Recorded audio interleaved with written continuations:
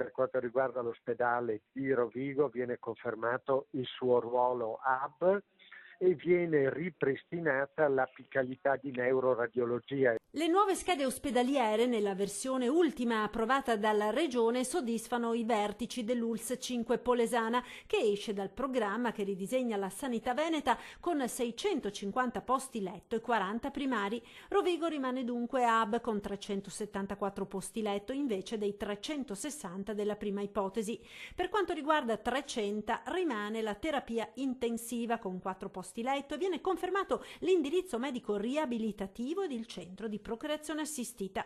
Il terzo ospedale dell'ULSS 5, Adria, sul quale si era maggiormente accesa la discussione, è anche quello che ha subito nella stesura definitiva delle schede le modifiche più importanti.